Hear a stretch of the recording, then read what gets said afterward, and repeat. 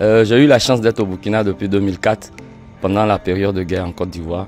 En tant que disc-jockey, on a été apporté au Burkina et on a pu former dans ce réseau-là beaucoup de DJ au Burkina Faso. Ouais, il faut dire que les activités que nous menons, comme je suis dans la nuit et dans la musique, ça se passe tellement bien qu'aujourd'hui on peut en témoigner en fonction de mon sourire que j'apporte au niveau de la caméra.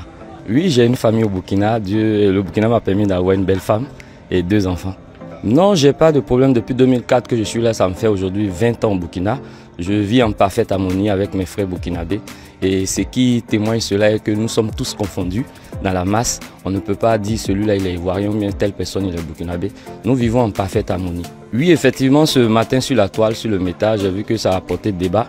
Et ce que je peux dire à cette personne qui est allée sur ce plateau, je suis ivoirien, je suis mieux placé pour dire si je suis maltraité ou pas au Burkina. Mais ce que je peux apporter comme témoignage, je peux dire que le Burkina nous a acceptés. Ivoiriens vivant au Burkina Faso n'a jamais été maltraité, ne sera jamais maltraité. Nous vivons en parfaite harmonie parce que le Burkina et la Côte d'Ivoire, c'est les mêmes frères, c'est la même famille. Il ne faut pas qu'on se laisse déborder par ce qui se passe. Il faut dire la vérité lorsqu'on peut dire la vérité. Au Burkina Faso, tout Ivoirien qui vit au Burkina Faso vit en parfaite harmonie avec le Burkinabé. Je peux demander aux autorités de lancer une campagne de sensibilisation.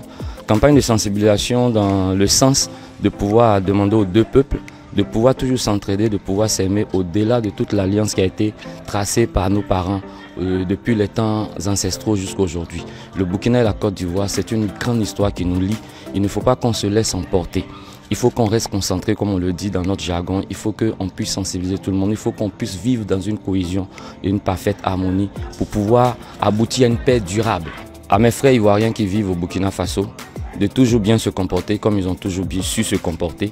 Demandez également à nos frères burkinabés de toujours nous accepter comme ils nous ont toujours acceptés, afin que nous puissions aboutir, sinon contredire ce qu'on a toujours dit, la paix durable.